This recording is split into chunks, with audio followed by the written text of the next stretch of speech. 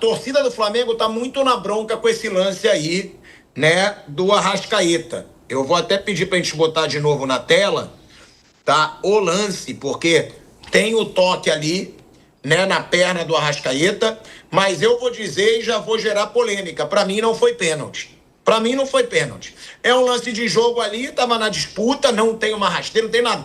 Ele faz o movimento para chutar, bate realmente na perna do jogador do São Paulo. Agora, se ele quisesse mesmo pênalti, ele não chutasse a bola. Porque ele leva a vantagem, ó, ele leva o toque e ele chuta. Ele chuta, ele tá embaixo do gol. Ele tá embaixo da trave. Porcaria nenhuma, Pilhado.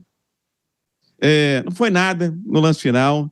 Eu acho até que já teve essa discussão contra o São Paulo no jogo da Vila Belmiro, no segundo turno do ano passado, quando o Arrascaeta levou um contato dentro da área que poderiam ter sido marcado aquela penalidade. Acho até que foi menos pênalti, mas acabou sendo marcado. Hoje não foi rigorosamente nada. Arrascaeta, com todo respeito, foi um gol perdido por você na cara do goleiro adversário. Flamengo começa de forma... Fotografia de momento, o torcedor do Flamengo começa de forma preocupante, mostrando deficiências típicas de alguém em início de temporada. E agora, olhando o outro lado, você viu um São Paulo, na minha avaliação, aguerrido, um São Paulo vibrante, achei mais organizado dentro de campo, fisicamente melhor preparado. Isso tudo vai desaparecer ao longo da temporada até dezembro de 2026, mas não me agrada esse início de temporada do Flamengo, seja pelo Campeonato Estadual, seja pelo Campeonato Brasileiro, porque todo mundo que morde, todo mundo que vai em cima do Flamengo, todo mundo que encurta o espaço, todo mundo que faz dobra de marcação, todo mundo que morde ali o tempo inteiro o Flamengo, tá levando dificuldade. Foi assim o Fluminense, foi hoje o São Paulo, e quem mais jogar dessa forma pela frente com o Flamengo nesse início de temporada? Ao longo do ano, aí é outra história, vai ser totalmente diferente, Pilhado. Agora, finalização é um problema que o Flamengo carrega desde 2025 e não é possível que a diretoria do Flamengo não esteja enxergando essa deficiência. Né? E aí, o Felipe Luiz, ele até deu uma declaração agora, que ele disse: os jogadores estavam completamente indignados e com razão. Não queria ter nenhum jogador expulso, mas infelizmente tivemos. Primeira rodada e a polêmica da arbitragem. Eu vou discordar. Não queira botar desculpa na arbitragem nessa derrota do Flamengo, gente. Pelo amor de Deus. Uma bola no último lance, o Arrascaeta chutou ainda embaixo da trave. Um Flamengo que deu um gol para o São Paulo. Um Flamengo que teve um Léo Pereira sem subir nada no primeiro gol. E aí é muito fácil você colocar a culpa no árbitro. O Wilton Sampaio, para mim, está longe de ser o culpado pela derrota do Flamengo. E outra, Flamengo nos 3 jogos que teve, a gente fala muito de finalização, mas contra o Fluminense, levou 2 gols. Contra o São Paulo, levou 2 gols. Ou seja, 4 gols sofridos em 3 jogos. Com o time principal. 4 é uma média ruim. Sendo que contra o Vasco, teve uma chance cara a cara que o GB perdeu e uma bola na trave. Também cara a cara. Ou seja, a defesa do Flamengo, que para mim foi o ponto forte no ano passado, está sendo vazada nesse começo de ano. E outra, Bruno Prado, no São Paulo, né, que foi o vencedor, e eu discordo do Felipe Luiz, que os jogadores estavam indignados com razão. Para mim não tinha que estar indignado coisa nenhuma, tinha que estar indignado com o erro do Pulgar no segundo gol, com a finalização do Carrascal, que o jogador profissional não pode finalizar daquele jeito, e não com o Wilton Sampaio. E eu discordo. Para mim, o Flamengo não mereceu a vitória. Não, eu achei o jogo igual. O empate seria o mais justo? Seria. Mas o São Paulo teve grandes atuações do Marcos Antônio e do Luciano, Bruno. Como jogou o Luciano e o Marcos Antônio ditando o ritmo do São Paulo. Sim, e assim, esse lance do pênalti não vale assim, indignação toda. É um lance que eu não marcaria. Eu acho que marcam falta demais aqui no futebol brasileiro. Teve o toque, sim, mas não é para tudo isso, não. Não é um lance que para mim foi normal e não merece essa indignação toda, não. O comportamento, realmente, a arbitragem, na média, ela é bem ruim no Brasil, mas também o comportamento de jogadores, de todo mundo que está envolvido no futebol, não colabora com nada, exageram por qualquer coisa. Agora, Piperno, já preocupa, na minha opinião, a declaração do Felipe Luiz. Felipe Luiz, ano passado, reclamava muito pouco de arbitragem. Hoje, está longe de ter sido um erro escandaloso, longe de ter sido um erro escandaloso. Eu mesmo não marcaria o pênalti. Não marcaria o pênalti. Foi um lance ali que teve o toque na perna, mas não foi proposital. E para mim o Arrascaeta finaliza. Ele mesmo não se desequilibra, né? Com o toque. Ele finaliza e erra a finalização. E acho interpretativo, tá? Deixando claro. Não acho que seria um erro do árbitro marcar o pênalti. Mas não foi um erro não marcar. Eu acho interpretativo. E aí o Felipe Luiz já querer dizer que os jogadores estavam indignados com razão, já me preocupa, porque ele tinha que falar do time dele pecando em finalização de novo. Foram pelo menos 3 chances claríssimas desperdiçadas. Ele tinha que falar da displicência do time dele, porque para mim o Pulgar é um jogador que é um dos mais sangue nos olhos no Flamengo, mas aquele lance é displicência, gente. Um lance quase dentro da pequena área, você querer dominar é displicência. E não, ele preferiu falar que o time está indignado por causa de um pênalti bem mequetrefe, Piperno, que não foi marcado e para mim o árbitro não errou. Bom, primeiro que não foi pênalti nem aqui, nem na Lua, nem na China, né? O jogador, o Arrascaeta ainda consegue chutar a bola pro gol, tá? Houve, enfim, um contato. O futebol é um jogo de contato. Esse tipo de choque na área acontece o tempo todo. Imagina, se for marcar tudo isso, então não, vai ser só um campeonato de pênalti. O que tem quando o técnico reclama de arbitragem, eu não levo muito a sério, porque aqui no Brasil, principalmente, isso se tornou uma muleta para não falar do jogo. Técnico de futebol do Brasil não gosta de falar do jogo quando o time dele perde. O Abel faz isso toda hora. O Palmeiras joga mal, a última coisa que você vai conseguir extrair do Abel é um diagnóstico para explicar por que motivo o time jogou mal. Até porque, na maioria das vezes, ou pelo menos em muitas vezes, quando o time joga mal porque o comandante orientou mal, escolheu a estratégia errada, ou escolheu o time errado, ou foi surpreendido pelo outro lado, e quando isso acontece, méritos para o outro lado, mas ele também aí passa a enxergar demérito na própria atuação dele. Então, veja, a estratégia do técnico de futebol aqui no Brasil é o seguinte: perdeu, não vou fazer autocrítica, vamos arrumar um outro motivo. Aí nós vamos falar de arbitragem, calendário, da qualidade da grama, da bola que não é de couro, sei lá. Então, inventa um monte de motivo. Então, veja, não surpreende. Apenas eu lamento por um aspecto. Em muita coisa, eu considero o Felipe Luiz ainda um cara diferente, até do ponto de vista comportamental, dos outros técnicos aqui do futebol, que atuam aqui no futebol brasileiro. Quando ele faz isso, quando ele busca esse tipo de muleta, ele, na verdade, infelizmente, está se igualando a praticamente todo mundo. Aí, pegando uma declaração dessa, não há nenhuma diferença entre uma manifestação do Felipe Luiz, ou do Abel, ou do Mano e de tantos outros que buscam, nesses outros fatores, inventar justificativas para o insucesso do seu time. Mas ele tem dificuldade, viu, Piperno, de admitir, não é de hoje, falhas, erros ou dele ou dos jogadores. Então, talvez, por aí, viu, Pilhado, ele esteja se igualando os demais. Eu não sei se vocês ficaram com essa impressão. Vou repetir, tecnicamente não dá nem para comparar, mas eu acho que quando ele faz aquela mudança por atacado, ele coloca no segundo tempo um time mais pesado. Você vê que o Arrascaeta tinha dificuldade para progredir. O próprio Jorginho, para dar sequência ali na saída de bola. O Bruno Henrique, enfiado entre os zagueiros, eu acho um tremendo de um desperdício. E isso acho que acabou contribuindo para essa evolução tática, organizacional ou até mesmo física do São Paulo em cima do Flamengo na segunda etapa. Acho que é claro que o Arrascaeta vai ser titular na temporada, o Jorginho vai ser titular na temporada, o Bruno Henrique vai entrar de vez em quando, mas ele colocou um time mais velho, colocou um time mais pesado, enquanto que do outro lado o São Paulo estava com sangue nos olhos e faca nos dentes. Quanto ao Pulgar, enfim, eu acho que não foi displicência não, foi erro técnico. E ele, Emerson Royal, o próprio Everton Araújo e entre outros, o Alan, nem se fala, são jogadores, para mim, ainda abaixo da linha de corte mediana desse elenco rubro-negro, viu, Pilhado?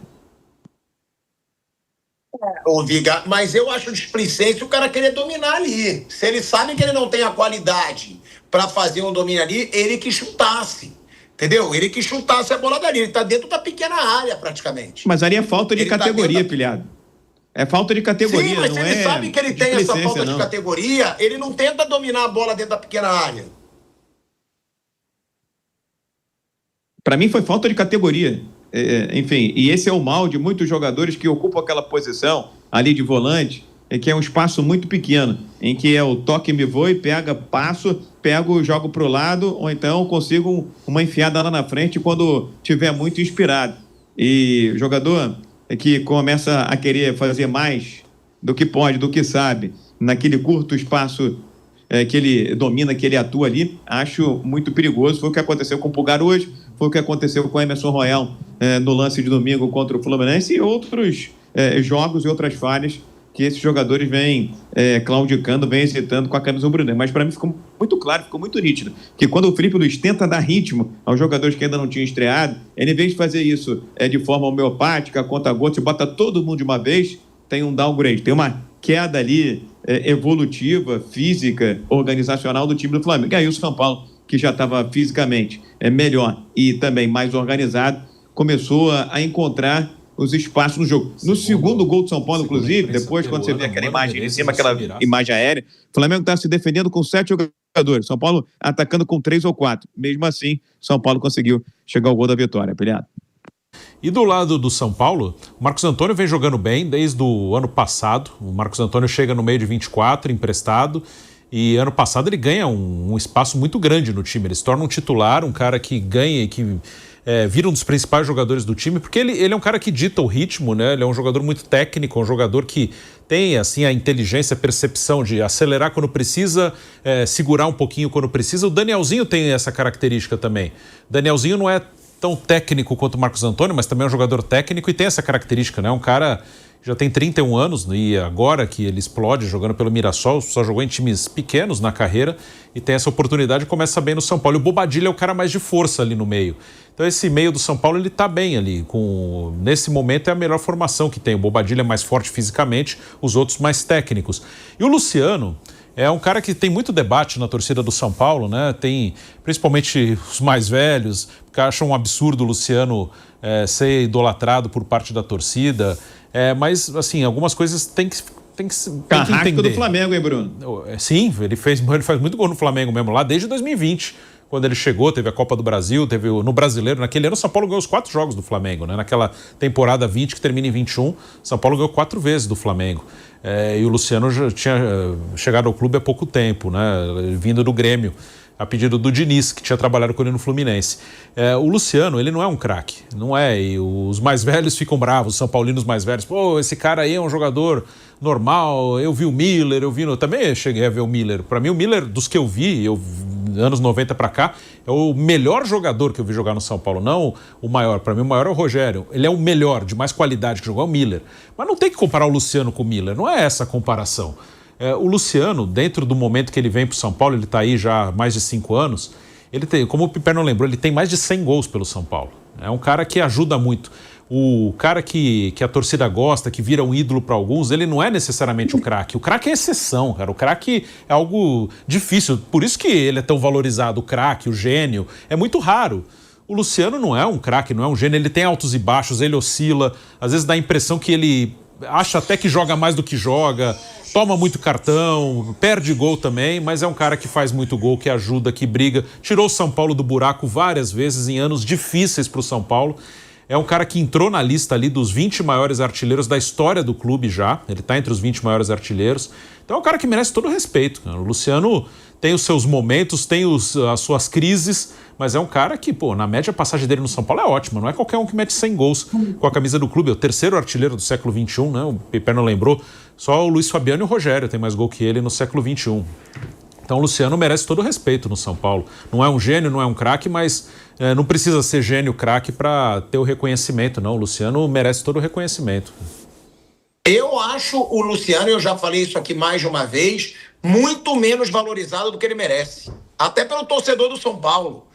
Porra, até porque teve o jogo lá da Libertadores, né? Que ele perdeu o gol. Sim. Feito, que foi o jogo da eliminação do São Paulo. Mas, porra, o Luciano, ele se entrega muito em todos os jogos. Ele faz gols importantes. Ele é um cara que tem culhão dentro de campo. Ele é um jogador que busca o jogo, ele não foge do jogo, ele quer finalizar, ele quer a bola, ele briga. Eu acho menos valorizado do que merece, até pelo torcedor do São Paulo. Ô, Mauro Betti, e outra coisa, né?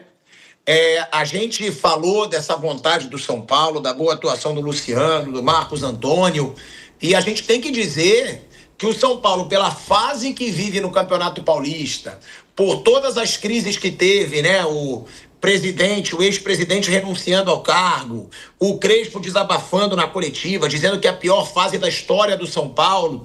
Foi uma estreia surpreendente do São Paulo. Muito. O São Paulo jogou bem, Marco. O Flamengo perdeu gols, mas o São Paulo teve chances também. E é interessante, o Pipeno tocou nesse assunto, no jogo de sábado em Barueri, o São Paulo não fazia um mau jogo, ele estava melhor, tinha criado mais oportunidades, como no toma o primeiro gol, vai buscar o empate, toma o segundo gol, tava um jogo que o São Paulo estava melhor que o Palmeiras, ou estava a mesma coisa. Aí depois toma o 3-1 do Kelvin, né? Interessante. Uma bela jogada, tão criticado, tão cornetado e não sem muita razão e muita emoção. Vai atacar até que vai, para defender. E tudo acontece com ele, né, cara? Impressionante. Ainda teve sorte do impedimento milimétrico lá na Arena MRV, mas depois ele vai lá dar uma canelada. Aliás, dá pra... Hoje um programa canelada nunca foi tão justo, porque tem a canelada do Kelvin fazendo gol contra e vai a canelada do Pulgar pro gol da virada do São Paulo no Morumbi. Assim, o São Paulo não fez jogos tão ruins assim, ou não fez contra o Palmeiras, mas perdeu, e hoje conseguiu um baita resultado. Moro, só desculpa. Fala, não, Pipena, por favor. É que o São Paulo, ele anda tão ciclotímico que uma semana atrás, nesse mesmo estádio, ele perdeu para Portuguesa. Português. Jogando muito mal. Né? E jogando muito mal. Jogou para perder mesmo contra a Luz. E o Rafael fazendo várias defesas. Que a Portuguesa não ganhava um clássico, não só do São Paulo, ganhava desde 2013, alguma coisa assim, né? Enfim, então é esse São Paulo que corre risco, não acho que vai ter mais risco ainda, mas corre risco no Paulista, até pelo regulamento ingrato do tipo que é. E o São Paulo, de boa ou de péssima, assim, só para deixar claro, saiu agora, acho que meu vídeo no Estadão sobre isso, daquelas coisas que a gente faz para ser xingado, né? Que eu coloquei, como eu já fiz em outros anos, mas agora um pouco mais explicitamente, os meus palpites de 1º ao 20º.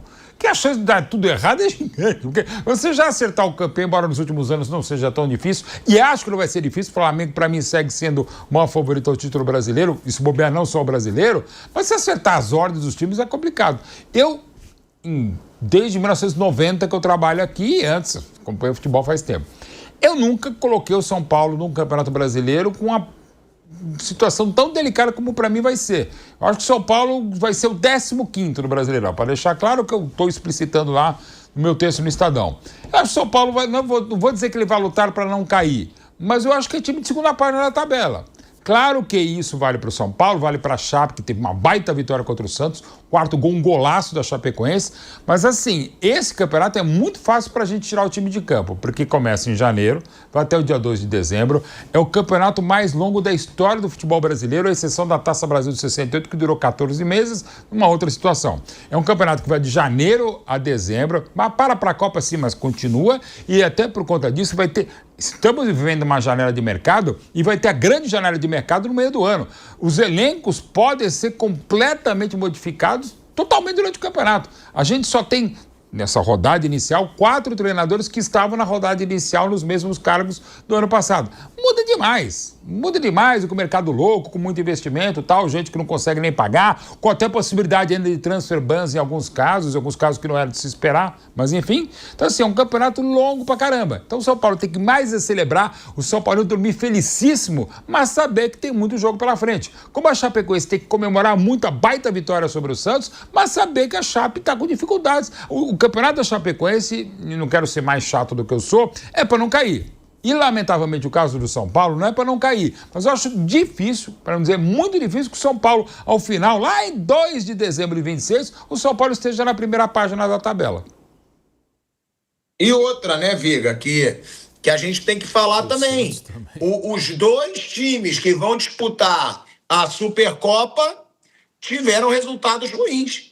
O Corinthians perdeu em casa para o Bahia e o Flamengo perde com essa atuação muito abaixo do esperado.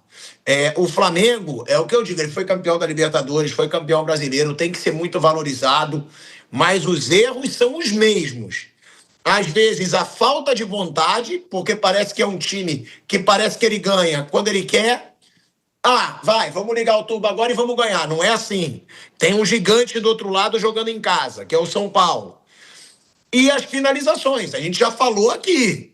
Contratou Paquetá, contratou Vitão, mas cadê o atacante? Até porque o Pedro deu uma bela assistência, mas só fez isso o jogo inteiro. O Pedro quase não apareceu para o jogo, quase não fez nada, o jogo inteiro. Eu acho que o Flamengo precisa focar num atacante que pense, porque para mim a grande maioria não pensa, desses atacantes que estão no Flamengo, é só correria, e que saiba finalizar, Viga. E o Corinthians também vai para a Supercopa com uma derrota em casa. O Corinthians talvez seja um pouco mais normal, né, Pilhado? É que o Flamengo a gente também queria uma expectativa muito alta, diante de tudo que aconteceu no ano passado, dos investimentos, a chegada do Paquetá, o reforço aí do Vitão. O Flamengo tem que pensar, não é de hoje, a gente vinha falando desde o ano passado, em um substituto para o Pedro com características diferentes. Felipe Luiz é ciente disso, mas ao mesmo tempo que é ciente disso, poderia cobrar um pouco mais a diretoria do Flamengo, porque senão vai ter que ficar lançando mão do Bruno Henrique numa posição que ele nitidamente não fica à vontade. No ano passado, chegou um momento em que, na final da Libertadores da América, o Flamengo precisou lançar a mão do Juninho. Aquele que foi para o México não deixou nenhuma saudade, nem para gilete que ele utilizava. Meus amigos, não significa dizer que o Flamengo é um caos, é um cataclisma, mas tem problemas identificáveis que precisam ser consertados. E tem uma coisa que me irrita bastante, viu, Pilhado? Com o treinador brasileiro, acho que é também uma máxima internacional, é a paixonite aguda que alguns treinadores têm por determinados e certos jogadores. No caso do Flamengo, eu aponto o dedo especificamente para Carrascal e para Gonçalo Plata. Eu sei que você xingado por torcedores rubro-negros, inclusive pelo meu filho, que é apaixonado pelo Plata, mas eu tento mostrar para ele que 70% das bolas que o Plata recupera, ele está corrigindo um erro que ele mesmo cometeu, bolas que ele próprio perdeu. É um jogador que tem dificuldade no 1 contra 1, dribla para trás, tem todas as características de um peladeiro, viu?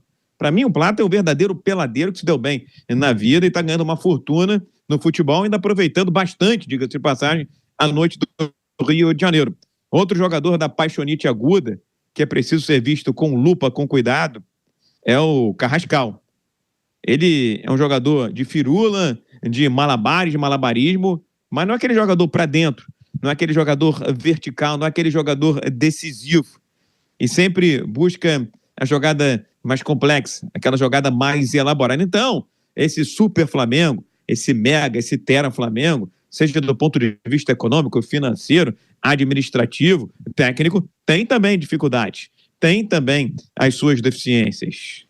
Que dizer, do lado de cá, Samuel Lino, aquele jogador que até então era o mais caro da história do Flamengo, que tem um volume em estatísticas, ele recompõe bastante, ali ajuda na marcação o Alexandre, mas lá na frente tem uma dificuldade enorme. Quando vê o gol pela frente, parece que o gol fica desse tamanho, 5 centímetros. O Everton Cebolinha também, é aquele jogador de uma jogada única, finge que vai para o fundo, puxa para o meio, passa por um ou por dois, bate para o gol, de vez em quando faz, mas na maioria das vezes não define. Então, a diretoria do Flamengo precisa olhar com um certo cuidado, e eu concordo com você em gênero, número e grau, quando se fala em dificuldades, problemas, limitações a serem vencidas no campo ofensivo.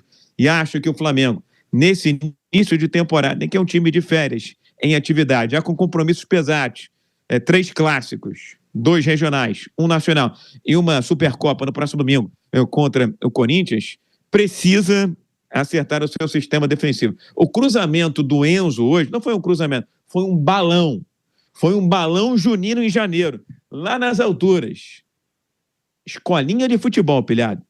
O zagueiro, que é zagueiro, do porte de Léo Pereira, do porte de Ortiz, que foi muito mal contra o Fluminense no último domingo, não pode deixar aquela bola entrar no meio da área, ainda mais sendo o Luciano um jogador mais baixo que os dois. Tá só começando, é início de temporada, o Flamengo é muito promissor com a chegada do Paquetá, mas precisa buscar um jogador de área, de frente, que tem a capacidade de ser um finalizador, como era, olha ele aí, Gabriel Barbosa nos seus vários tempos, o Gabigol. Só que naquela época era um Flamengo muito produtivo, que entregava ao Gabigol 6, 7, 8 oportunidades de gol por jogo, às vezes até por tempo.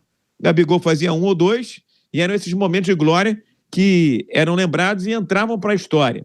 Mas ele era um cara que estava ali presente, chutando, batendo pro gol e brigando. O Pedro, de uma característica completamente diferente. E o Flamengo precisa buscar aquele jogador vertical. Ah, não foi o Caio Jorge, não foi o Marcos Leonardo. Olha no mercado. O jogador tem. Agora, não pode ficar chupando o dedo, gastando milhões aqui e acolá e deixando ainda lacunas e atos dentro do elenco, principalmente no setor ofensivo, que eu tô contigo, Pilhado. É o que mais me preocupa, porque eu sei que ao longo da temporada vai ter um jeito ali no meio de campo e principalmente no miolo de zaga, que foi o destaque do Flamengo na temporada passada. Precisamos de um centroavante com características diferentes para manter o grau de competitividade, Pilhado.